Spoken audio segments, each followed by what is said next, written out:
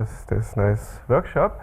So yeah, I actually thought a bit about what I could present here, and fits the topic of the workshop. And so in the end, I decided to talk on the result, which is well, already like 8 years old, but well, I think it's not so well known, so maybe you see something interesting, and I think it also connects to information-based complexity. So yeah, let's just pass directly to this slide. So the aim is to recover a function on some domain, or well, from sample values. So so we want to interpolate or reconstruct this function, and so the classical approach is linear interpolation, or at least linear approximation, and often done with polynomials or trigonometric polynomials. And if you want to prove some error estimates, you usually assume smoothness in some classical sense, like existence of some derivatives up to some order. And often you work here with some special interpolation points, for instance, Chebyshev points if you think of polynomial interpolation.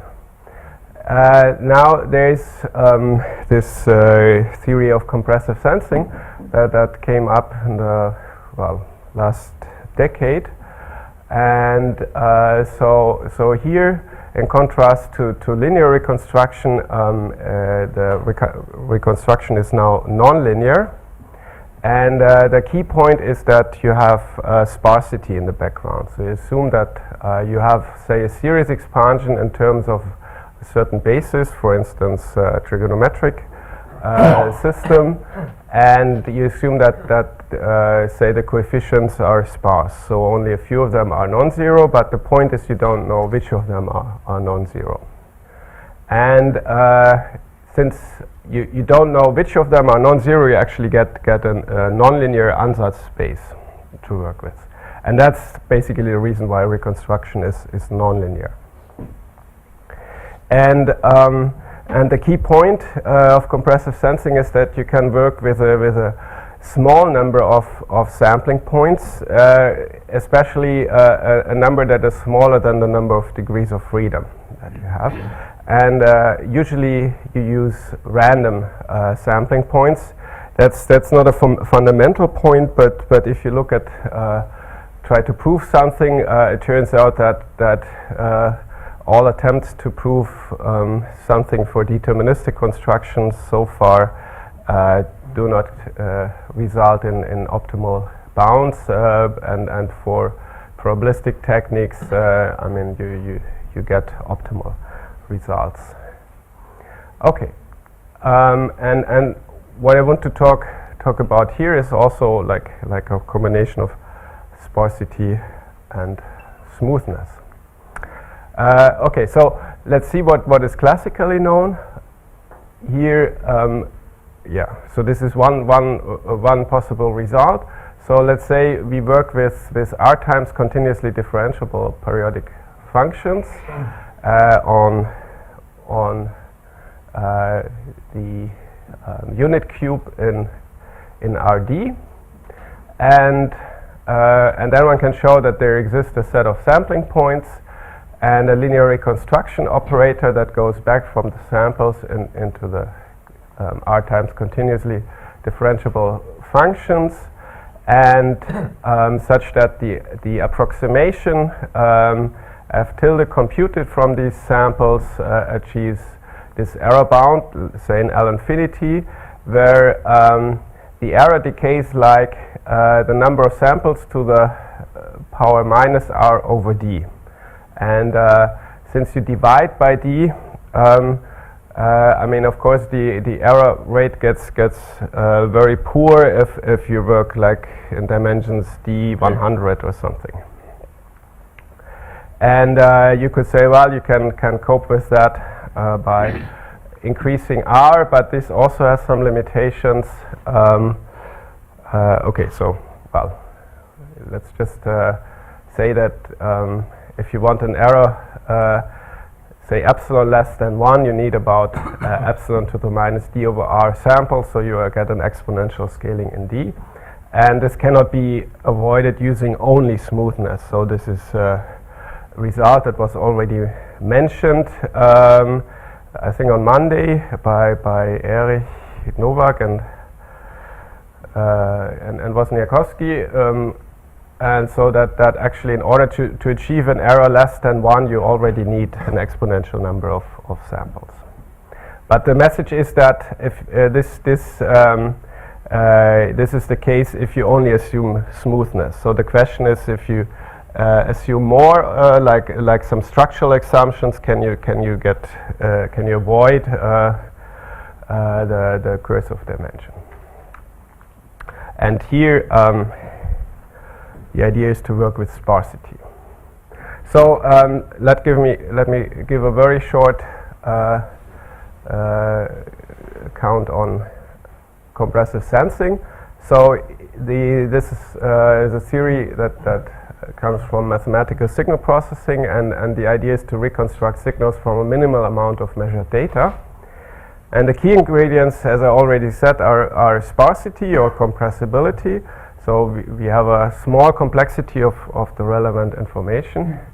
Then we have efficient algorithms to reconstruct, like often convex optimization techniques, but there are maybe also greedy approaches. And there is also randomness involved. As I said, this is in order to prove actually results. So here's one example which you might have seen. So here's a Fourier coefficients of a signal in dimensions 300, and only 10 of them are non-zero.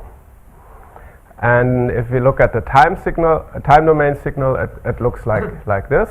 And now we take 30 samples and try to reconstruct from these samples. And of course, since we're in dimension 300, this is highly underdetermined. And indeed, if you try a traditional reconstruction method like L2 minimization, you get back this. And if you compare with the original Fourier coefficients, it's basically garbage. But if you try L1 minimization, the usual technique in compressive sensing, you basically get back exactly what you started with. Okay, so this is what compressive sensing can do for you. So here's the theory on one slide, basically. So a typical result in compressive sensing says that we can recover an S-sparse vector in Cn. So meaning that at most S coefficients are non-zero. And so the assumption is that we get linear measurements, AX, where M is potentially much smaller than N, so fewer rows than columns in this matrix. And that the statement is that we can recover the original X using L1 minimization, which is minimizing the one norm subject to this constraint, and we get back the original vector if the number of measurement scales linear in the sparsity up to this logarithmic term, and this is actually the optimal bound, and this can be achieved if we take as A, for instance, a Gaussian random matrix, so all the entries independent and standard normal distributed. And so here's a sort of a picture of this. So this is the vector I want to recover. This is my short and fat matrix, and these are the measurements. Okay. And so what we want to do now is to apply this to function recovery. And so we have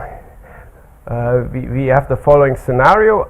So we start with a domain endowed with a probability measure, and the psi j should be a finite or infinite orthonormal system, which means that the inner product of this integral with respect to this probability measure is delta jk, so we get an orthonormal system with respect to the probability measure, and then we consider functions of this form. So we expand a function into this orthonormal system, and then we say f is S sparse if that coefficient vector is S sparse.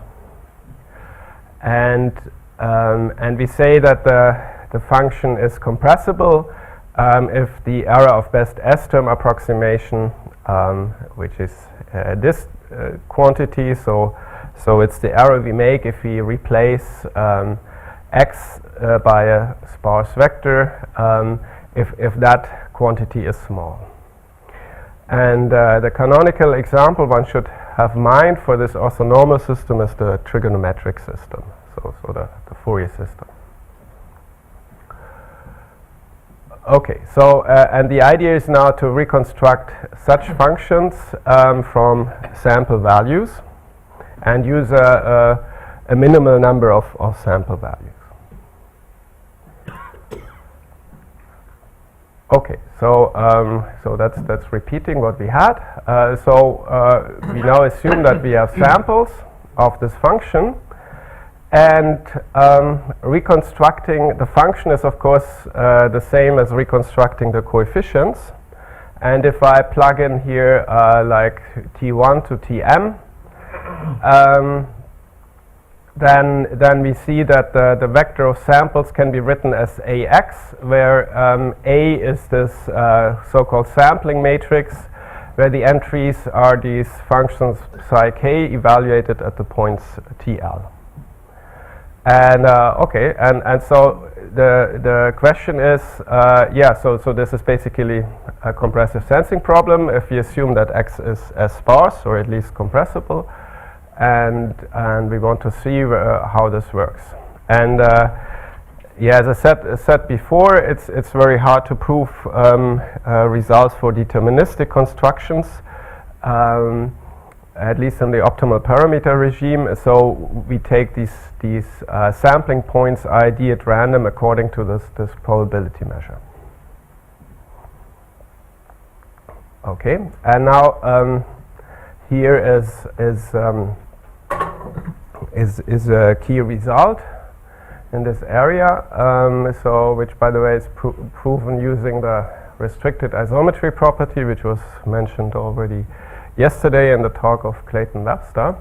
So the general result is the following. So we let psi j be an orthonormal system with respect to probability measure nu, and n should be the cardinality of the system.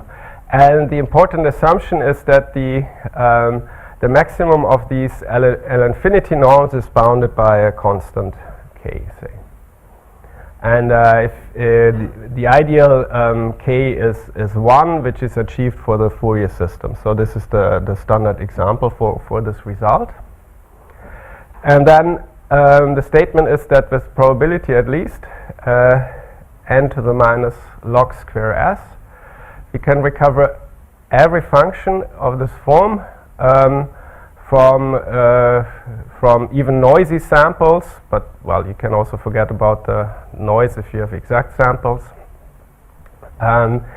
while computing the minimizer of this L1 minimization problem.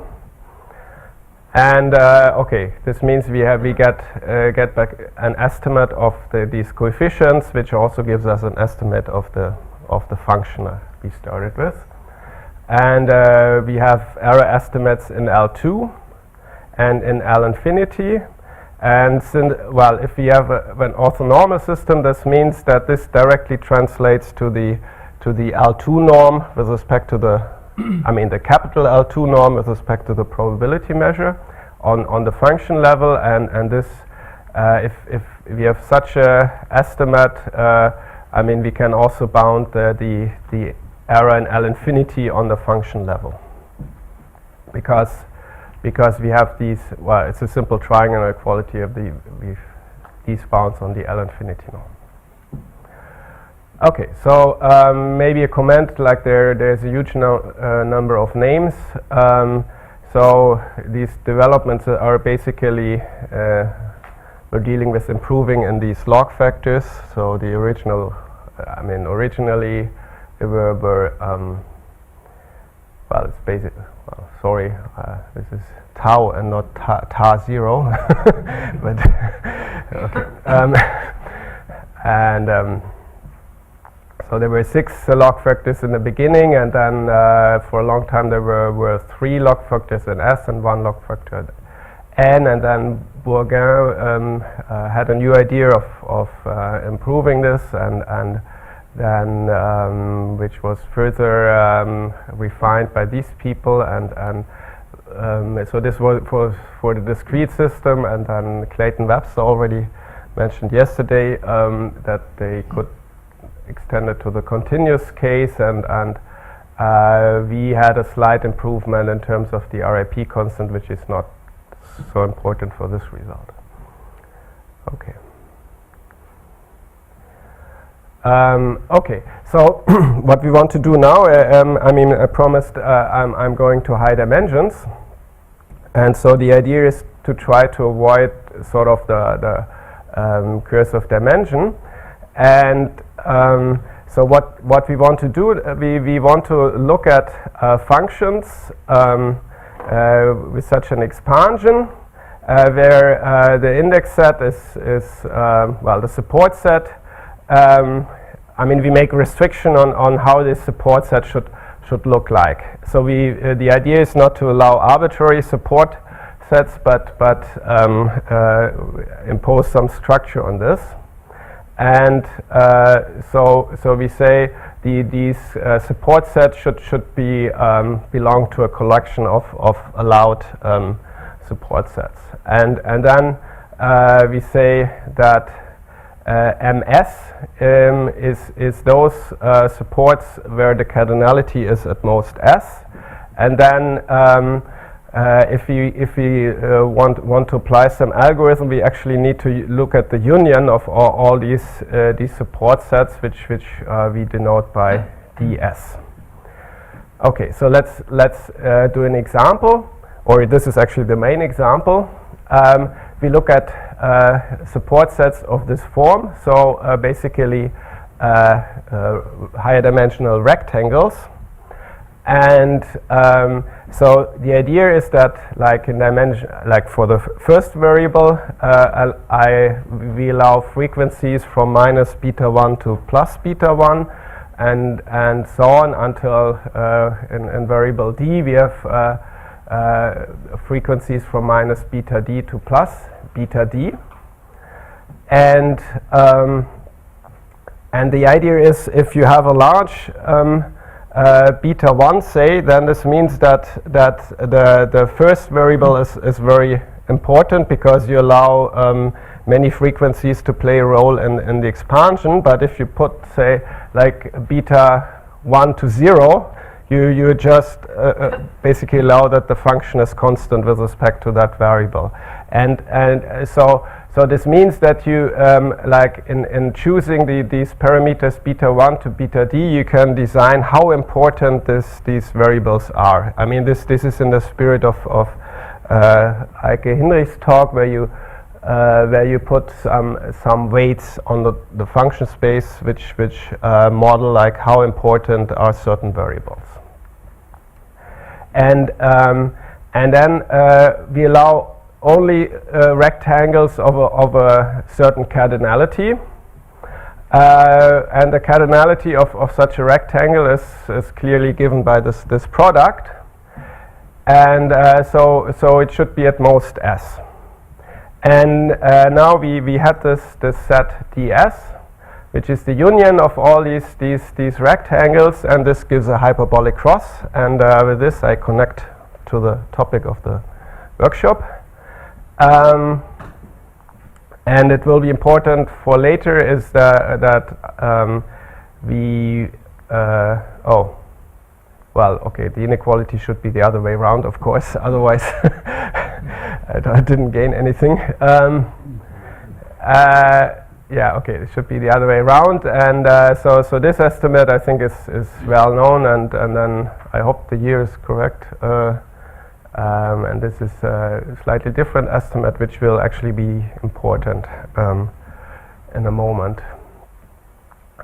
Okay, so we allow these sets, and then the idea is okay. So first of all, like, how do we measure errors in the approximation? And here we choose to measure errors in the Fourier algebra, which means that we look at the Fourier coefficients of a function and look at the L1 norm of the Fourier coefficients. And well, if you have a bound in this Fourier algebra, you also get a bound in L infinity by this simple estimate.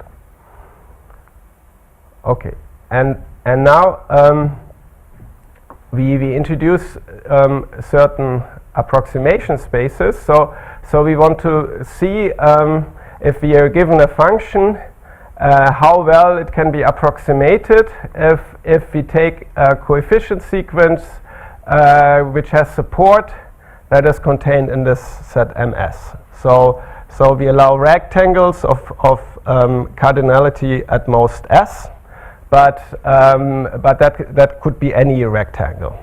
So this means if I allow like say large beta 1, then if I have an overall bound on S, this means that many other betas have to be small, so that only basically the first variable, or like first or second, are important, and the other are not so important. Okay, so and for general function we look at this approximation error, and then we can introduce the approximation space by requiring a certain decay rate of this best S-term approximation error. And the norm in this space is basically the best constant that we can choose here. Okay. Okay, and now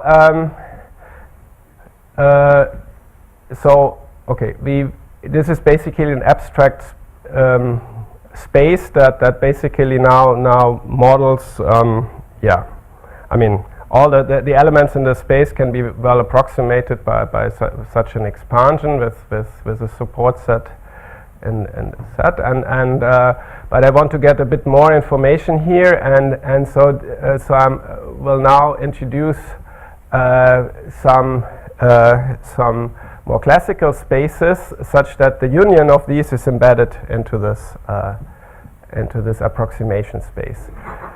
So I just introduced the Fourier algebra, and now we actually introduce weights, and so we multiply the Fourier coefficients with this term here, and so we have, for instance, the component k1 to the alpha 1, k2 to the alpha 2, and so on. And basically, if there is a large alpha 1, say, then this says that we have very high smoothness in the first component. And if we have a small alpha 1, we do not require much smoothness. And so this basically plays the role. I mean, this vector here plays the role of the weights, like in Eike's talk. And it turns out now that if we form this union of spaces, then it's contained in this approximation space. And in the union, we take all sequences alpha such that the sum of the inverse components is less than r to the minus 1. And so what does this mean? Well, if I want to have this sum of the inverses being less than a certain number, that basically most of the alpha L have to be large, and then I only allow a few which are small.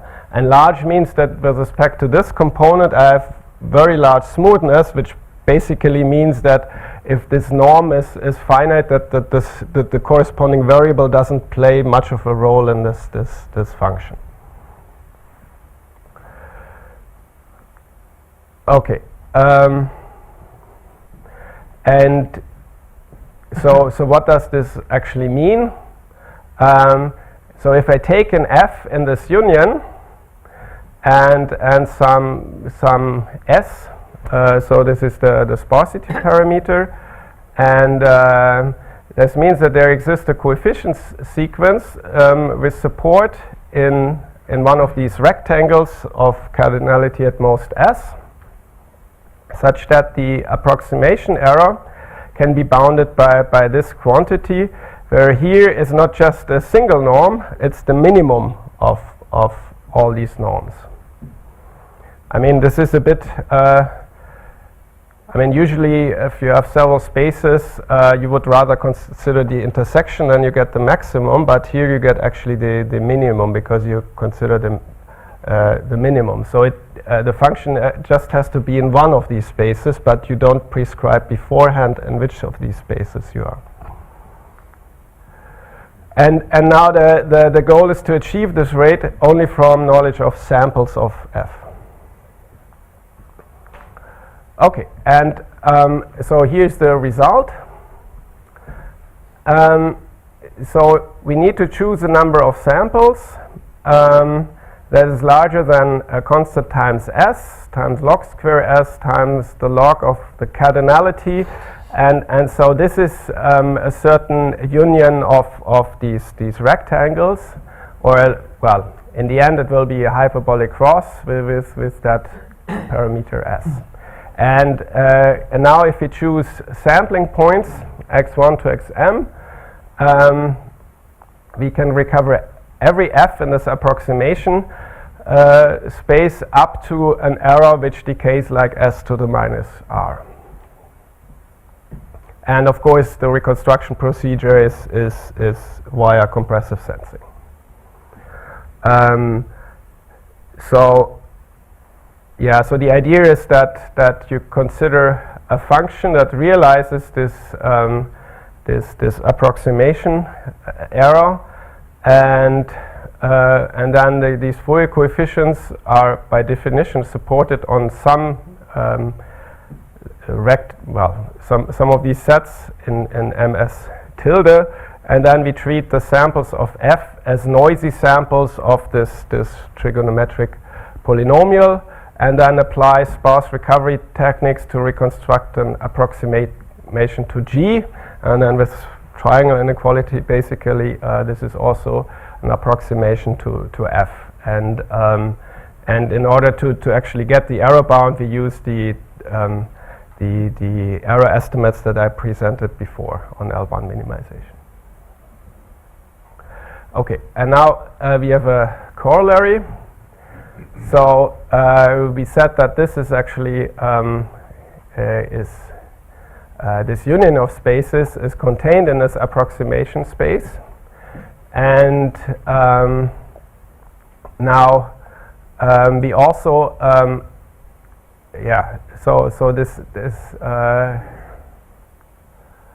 well, I mean basically we have to work with this parameter, and then this is this hyperbolic cross with a certain, well, with this number of parameters, and then we got this estimate of the cardinality of the hyperbolic cross, so this s to the 2 plus log d, and so you actually get the log of this, which is the reason why you get the log d out of it, and a log 3 of s. So okay, if you have that number of samples, then there exist sampling points. In the end, these are chosen at random, but they do exist, and such that for all f in this union, we can reconstruct a trigonometric polynomial with coefficients in this hyperbolic cross, where s tilde is 1 plus 1 over s to the 1 plus 1 over 2r, and such that we can reconstruct, such that we get an reconstruction error of this form, where again here we have this minimum over these norms. and the correct rate. Well, so this does not yet give the rate in terms of the number of samples, but well, of course, you can well, rearrange this and say estimate log S by log M, and then you can reformulate this result in terms of well, in information-based complexity notation. So we can first introduce the worst case reconstruction error. So we have a sampling operator Sm, which takes a function and reproduces these samples, and then the reconstruction operator, where we allow nonlinear reconstruction, otherwise L1 minimization wouldn't be allowed. And here we take the supremum over the set and the infimum over all possible sampling and reconstruction operator. And now we take actually the unit ball, well, the unit ball in this space A alpha, this anisotropy Fourier algebra, and take the union of all these unit balls, where we have this condition that the sum of the inverses of the alpha L's are less than r to the minus 1. And then I mean, this estimate that we had before can be written as like this worst case error bound in TR, and the error measured in the Fourier algebra decays like m divided by log d times log to the 3m, and here's the rate. And so in particular d enters only logarithmically, which is well, it's not even just polynomial, it's logarithmically, so we definitely avoid the curse of dimension. Okay, yeah, but the point is, well, one point is also that we work with a union of spaces, which sort of models that we don't know, I mean, only a few variables play a role, but we don't know a priori which variables play a role. Okay, yeah, that's basically it. I mean, in high dimension you can also go to weighted sparsity and weighted L1 minimization. Clayton-Webster already talked about this yesterday, but well, maybe since he already talked about, I'll basically skip this, but this gives also some further way of approaching this. Okay, thank you.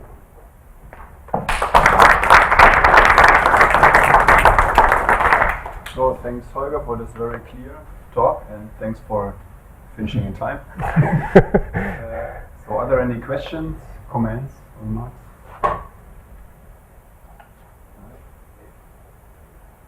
I have a question. Yeah.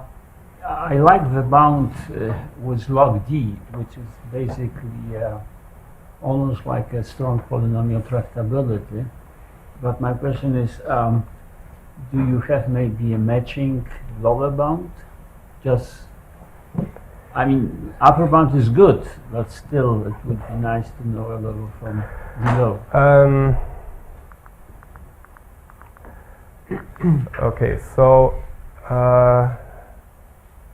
what is known is that here you cannot avoid this log factor, and so at least if you well,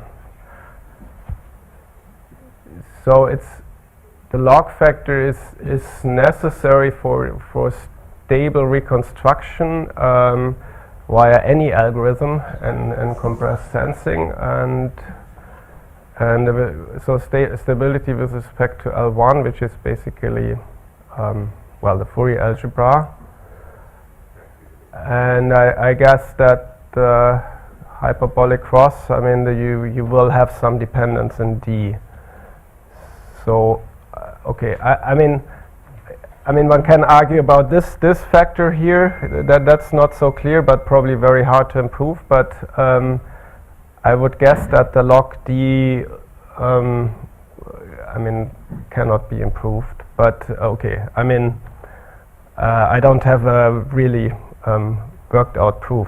I mean, I didn't think about this before, but I think you probably cannot avoid the log D. Other questions? Maybe we have time for one short question. I mean, you might be able, if you do a different model of I mean, start with a different set or so, then but yeah. It's very clear.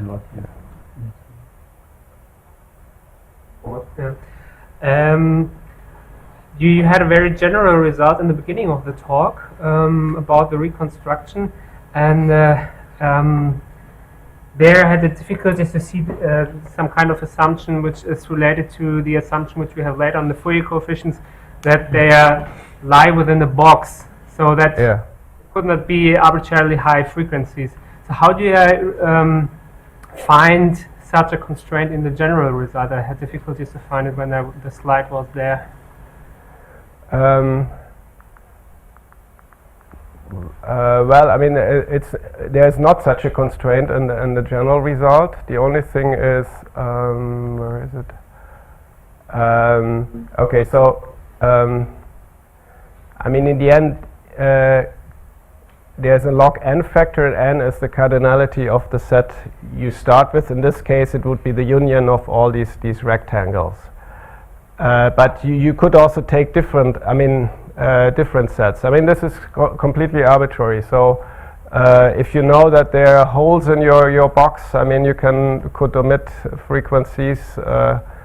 You could also start with different things than rectangles. I mean, I took these rectangles because in the end,